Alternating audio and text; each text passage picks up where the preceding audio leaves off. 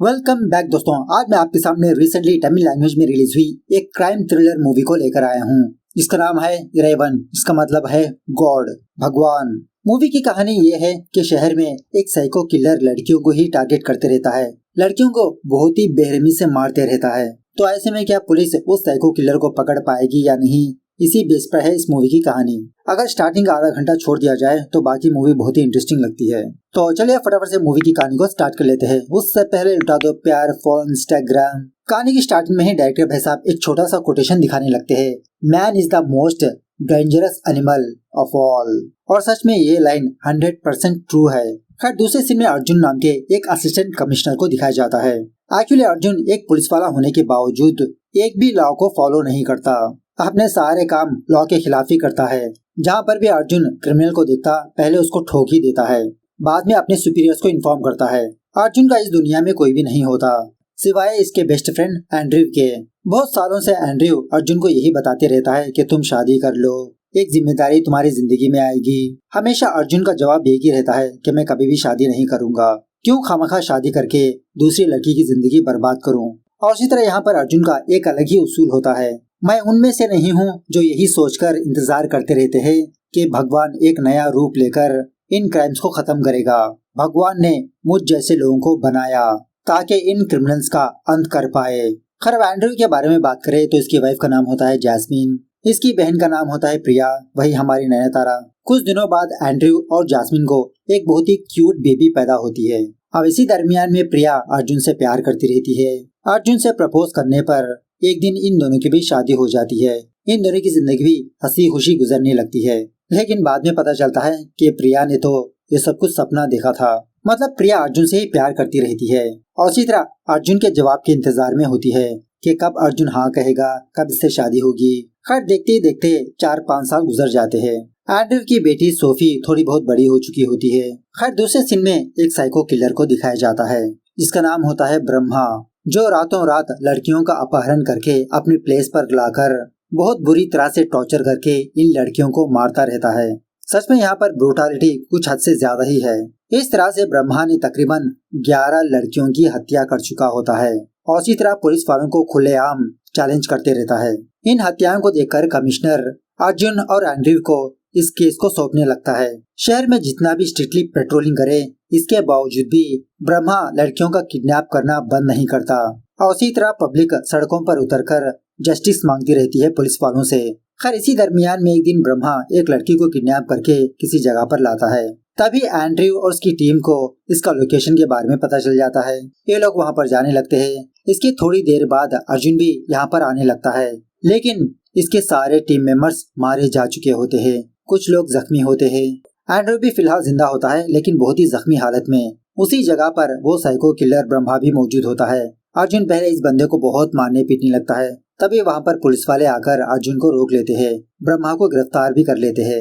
जब तक अर्जुन एंड्रयू को हॉस्पिटल पहुँचाता तब तक उसकी मौत हो जाती है बेचारे की। ये देखकर अर्जुन बेचारा टूट के बिखर जाता है कि इस दुनिया में यही इसका लौता फ्रेंड था अपना, अब वही इस दुनिया से चला गया।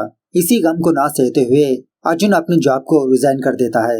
उसके बाद अर्जुन जैस्मिन के फैमिली के साथ रहने लगता है उन्हीं के घर में। अब गुजारा करने के लिए अर्जुन और प्रिया एक छोटा सा कैफे ओपन करते हैं। इस तरह से धीरे धीरे ये लोग एंड्रयू के मौत के सदमे से बाहर निकलने लगते हैं। दूसरी तरफ ब्रह्मा पागल होने का नाटक करके बैठा होता है। एक साइकियाट्रिस्ट डॉक्टर हर रोज ब्रह्मा के पास आकर इसको ट्रीट करते रहता है, इसकी टेस्टिंग करते रहता है, लेकिन ब्रह्मा तो उठपटांग से जवाब देते रहता है उस डॉक्टर को। पहले वो साइकियाट्रिस्ट डॉक्टर मनी नाम के एक पुलिस वाले के पास आकर यही कहने लगता है कि वो ब्रह्मा टोटली ठीक है, बस नाटक कर रहा है, कल आप उसे जेल ले जा सकते हो। तभी उस डॉक्टर की असिस्टेंट डॉक्टर के पास आकर ये कहने लगती है, सर ब्रह्मा आपसे पर्सनली कुछ बात करना चाहता है। तो वो डॉक्टर ब्रह्मा के पास जाता है। उसके बाद जब पुलिस ऑफिसर मनी अर्जुन के पास आकर बस ऐसे ही दारू पीते रहता है, तभी मनी को एक कॉल आता है। पता चलता है कि ब्रह्मा हॉस्पिटल से भाग चुका है। एक और शॉकिंग बात यह है कि ब्रह्मा उस डॉक्टर को मारकर उसकी गाड़ी के डिक्की में ही उसकी लाश को डाल दिया। और अनदर शॉकिंग बात यह है कि ब्रह्मा ने इस डॉक्टर की बेटी को किडनैप कर चुका है, और वो भी 2 दिन पहले। दूसरी तरफ अर्जुन और प्रिया किसी फंक्शन में जाने वाले होते हैं। तभी अर्जुन को एक लेटर आता है और इस लेटर में ये लिखा होता है कि मेरे पास आओ वरना तुम अपनों को खो दोगे। ये लेटर पढ़ने के बाद अर्जुन फटाफट से बाहर जाता है उस साइको किलर को पकड़ने के लिए, लेकिन बाहर कोई भी मौजूद नहीं होता। बाद में प्रिया अर्जुन को उस फंक्शन पर लाती है। फंक्शन में आने के बाद भी अर्जुन का दिल यहाँ पर नहीं लगता। इन लड़कियों को देखकर वही सारे भयंकर चेहरे याद आते रहते हैं इसको। दूसरी तरफ ब्रह्मा अपने काम को रोकता ही नहीं, दिन ब दिन हत्याएं करते रहता है। पुलिस अपना काम करती रहती है, लेकिन ब्रह्मा के खिलाफ एक भी क्लू नहीं मिलता। इसी दरमियान में वो पुलिस ऑफिसर मनी थोड़ा स्ट्रेस फील होकर इसको हार्ट अटैक आने लगता है। हॉस्पिटल में एडमिट होता है। कमिश्नर से बताने लगता है कि सर, ऐसा केस मैंने जिंदगी में नहीं देखा। पहले तो ब्रह्मा एक ही लड़की को टारगेट किया करता था, लेकिन जेल से भागने के बाद वो उनकी फैमिली को भी टारगेट कर रहा है। लड़की को मारने के बाद उनकी फैमिली को उसके कपड़े भेजता है। उसके बाद एक पेनड्राइव भेजता है। उस पेनड्राइव में एक वीडियो होता है, किस तरह से ब्रह्मा ने उन लड़कियों को तड़पा तड़पा कर मारा। वो वीडियो, इस वीडियो को देखकर एक माँ तो आत्महत्या ही कर लिया।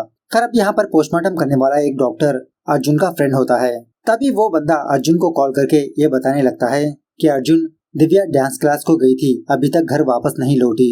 मैं डर के मारे पुलिस वालों को मिसिंग कंप्लेंट दे दी, तुम प्लीज आओ ना। एक्चुअली अर्जुन दिव्या को अपनी बहन मानते रहता है, तो अर्जुन फटाफट से दिव्या के घर के पास जाता है। अब वहाँ के पुलिस वाले तो अर्जुन को जानते ही होते हैं ना, तो अर्जुन से कहने लगते हैं कि सर, दिखने में तो ऐसा ही लगता है कि दिव्या का किडनैप हो चुका है। आसपास के एरिया में सीसीटीवी फुटेज को चेक किया हमने, लेकिन कुछ ठोस सबूत नहीं मिला। सब कुछ नॉर्मली है, पता नहीं उसने दिव्या को कैसे किडनैप कर लिया। उसके बाद अर्जुन इस कॉलोनी वाले के हर एक बंदे को जमा करके यही पूछने लगता है कि दिव्या मेरी बहन जैसी है, छोटी बच्ची है वो, उसको वो साइको किलर ने किडनैप कर लिया। अगर आप लोगों में से कोई अजीब की चीज नोटिस की हो तो प्लीज मुझे बचाइए, हम दिव्या को बचा सकते हैं। तो तभी एक छोटा बच्चा अर्जुन से कहने लगता है कि अंकल, हमारे घर के पास एक ब्राउन कलर की कार खड़ी थी। मतलब सुबह में जब हम लोग क्रिकेट खेल रहे थे तो वो बॉल शीशा तोड़कर कार के अंदर गिर गया। हम लोग तो बहुत डर गए थे, लेकिन गाड़ी से कोई भी नहीं आया, हमारा बॉल वापस आ गया। उसके बाद अर्जुन प्रीवियस क्राइम स्पॉट के फोटोग्राफ्स को चेक करने लगता है, तो उन फोटोग्राफ्स में ऐसी एक कार खड़ी होती है। तब जाके अर्जुन को एक बात क्लियरली समझ में आ जाती है कि ब्रह्मा लड़कियों को टारगेट करने के बाद वो उसी जगह पर उनका अपहरण करके अपनी गाड़ी में रखता है। 3 या 4 घंटे बाद अपनी गाड़ी के जरिए से उनको ले जाता है, क्योंकि पुलिस वाले पहले की 3 घंटे बाद के 3 घंटे को ही चेक करते हैं सीसीटीवी फुटेज में। तो अर्जुन फटाफट से कंट्रोल रूम को कॉल करके उस गाड़ी के बारे में बताते हुए उसको ट्रैक करने के लिए कहता है, मतलब वो किस टाइम पर किस एरिया से गुजरी थी। दूसरी तरफ ब्रह्मा दिव्या को एक पुरानी बिल्डिंग के पास लाता है, इसको भी बेरहमी से मारने के लिए। दूसरी तरफ अर्जुन ब्रह्मा की गाड़ी को फॉलो करते रहता है, मतलब वो गाड़ी जहाँ से गुजरी थी उस रूट पर जाने लगता है। लेकिन फाइनली अर्जुन एक चौराहे पर आकर रुक जाता है। यहाँ पर एक भी सीसीटीवी कैमरा मौजूद नहीं होता। अर्जुन को समझ में नहीं आता कि ब्रह्मा किस तरफ गया। तभी अर्जुन को दिव्या के फोन के बारे में याद आता है, मतलब वॉलपेपर के ऊपर दिव्या की फोटो होती है और दिव्या ने स्मार्ट वॉच पहन के रखा होता है। अर्जुन फटाफट से कंट्रोल रूम को कॉल करके यही पूछने लगता है, क्या हम वॉच के जरिए से दिव्या के लोकेशन के बारे में पता कर सकते हैं। तो वो लोग अर्जुन को कुछ स्टेप्स बताने लगते हैं। इस तरह से फाइनली अर्जुन दिव्या का पता कर लेता है। अर्जुन जब तक वहाँ पर जाता, ब्रह्मा दिव्या का गला काट चुका होता है, बहुत ब्लीडिंग हो रही होती है। अर्जुन फटाफट से दिव्या को हॉस्पिटल पहुंचाने लगता है, लेकिन इसी दरमियान में दिव्या की मौत हो जाती है। उसके बाद कमिश्नर अर्जुन और इंस्पेक्टर फ्रैंक को अपने पास बुलाता है। फ्रैंक कहने लगता है, सर, दिव्या के क्राइम स्पॉट पर हम लोगों को एक लड़की की फोटो मिली, इसका नाम है शालू। मतलब 1 साल पहले ब्रह्मा ने इसी लड़की को किडनैप किया था। उस वक्त अर्जुन और एंड्रयू ने शालू को रेस्क्यू किया था। मुझे लगता है कि ब्रह्मा दोबारा इसी लड़की को किडनैप करने वाला है। अर्जुन कहने लगता है कि सर, मेरे हिसाब से ब्रह्मा अब तक शालू को किडनैप कर चुका होगा, क्योंकि वो किसी को भी नहीं छोड़ता। तभी फ्रैंक को एक कॉल आता है, पता चलता है कि शालू किडनैप हो चुकी है। उसके बाद पुलिस वाले गणेश नाम के एक फोटोग्राफर के पास जाते हैं शालू के बारे में पूछताछ करने के लिए, क्योंकि शालू गणेश की गर्लफ्रेंड होती है। गणेश कहने लगता है कि मैं उसका बॉयफ्रेंड हूँ, ये बात सच है, लेकिन वो मेरी गर्लफ्रेंड नहीं है। उसको तो बस एक ही चीज चाहिए और वो है सेक्स, बहुत सारा सेक्स। एक्चुअली 1 साल पहले एंड्रयू सर को मैंने ही ब्रह्मा के बारे में बताया था।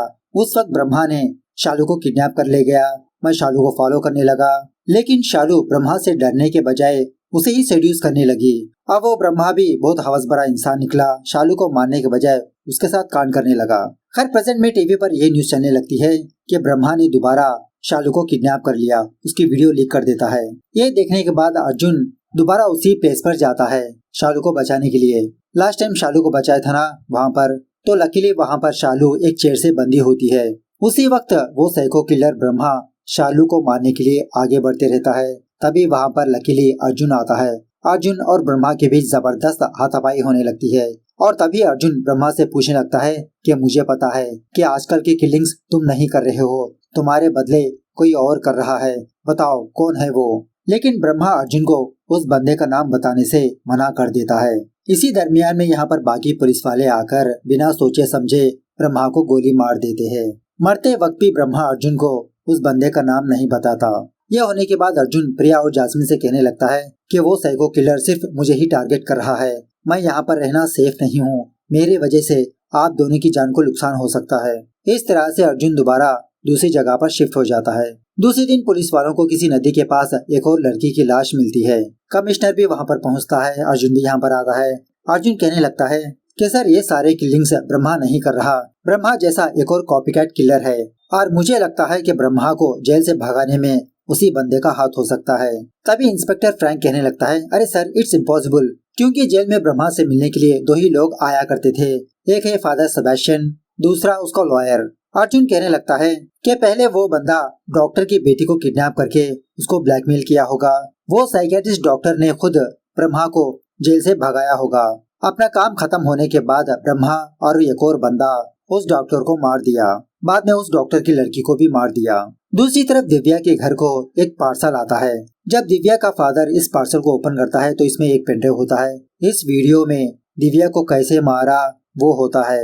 ये देखने के बाद दिव्या का फादर आत्महत्या कर लेता है। ये पता चलने के बाद बेचारा अर्जुन बहुत दुखी होने लगता है। दूसरी तरफ इंस्पेक्टर फ्रैंक कमिश्नर के पास आकर ये कहने लगता है कि सर मुझे 2 लोगों पर शक है। नंबर 1 गणेश, उसके स्टेटमेंट पर मुझे भरोसा नहीं, और दूसरा है अर्जुन, शायद अर्जुन ने ही शालू को किडनैप किया होगा। लेकिन कमिश्नर इसकी बातों पर यकीन नहीं करता। दूसरी तरफ अर्जुन फादर सेबेस्टियन के पास आता है, पूछने लगता है कि जब आप ब्रह्मा के पास गए थे तो उस वक्त आपके साथ कौन जाया करता था।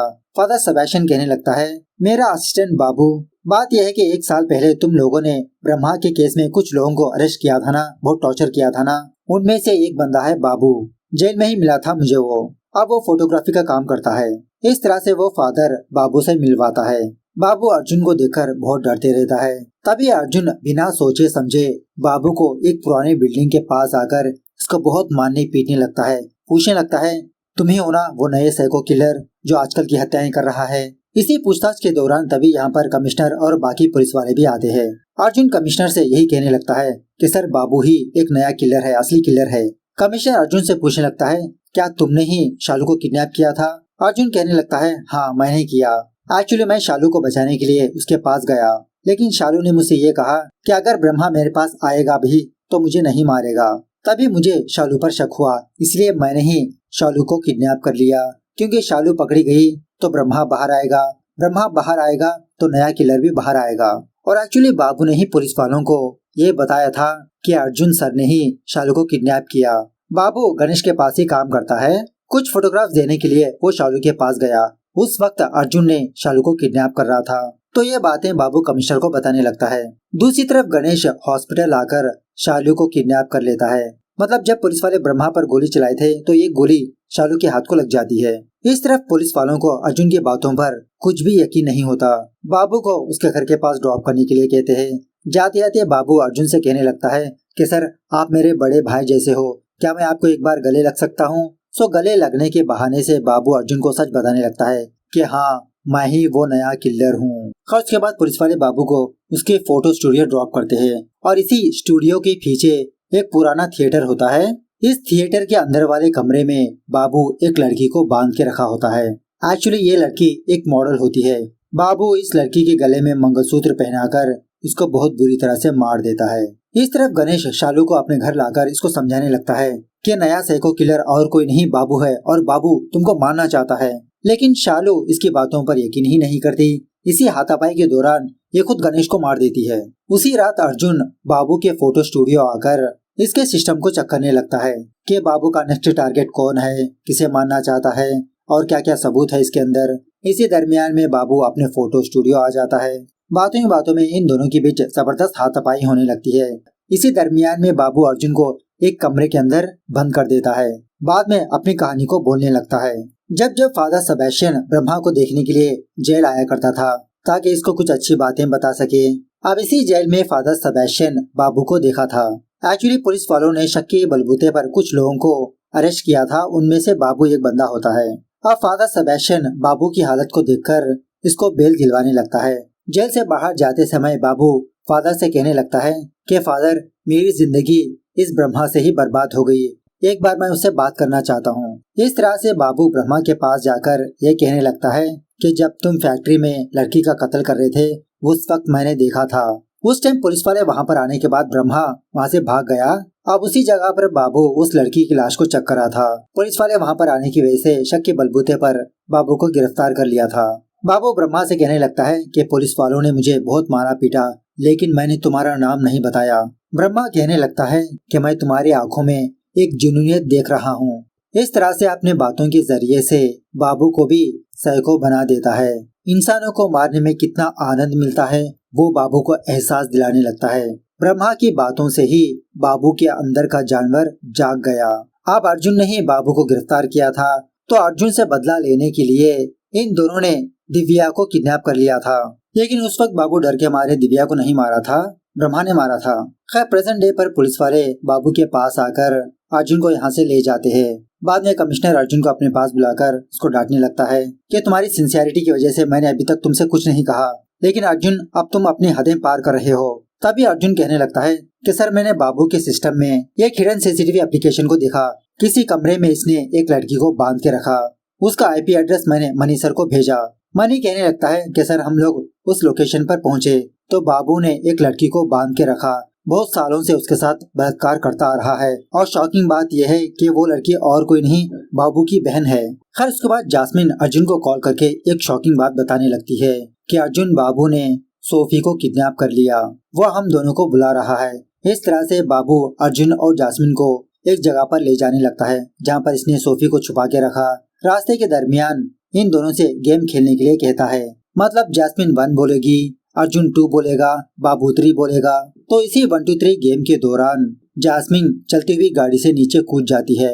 अब पीछे पुलिस की गाड़ी होती है, वो गाड़ी जास्मिन को कुचल देते हैं। फटाफट से जास्मिन को हॉस्पिटल पहुंचाने लगते हैं। बात यह है कि थोड़ी देर पहले बाबू ने जास्मिन से कहा था कि जब मैं 1 2 3 कहूंगा तब तुम चलती हुई गाड़ी से कूद जाओ, तभी तुम्हारी बेटी जिंदा बचेगी। खैर उसके बाद बाबू अर्जुन को किसी पुरानी फैक्ट्री पर लाता है और कुछ थैलों को दिखाकर कहने लगता है कि इनमें तुम्हारी सोफी है, जाकर ढूंढ लो। जब अर्जुन उन थैलों को देखता है तो यहाँ पर सोफी नहीं होती, लेकिन मरी हुई शालू होती है।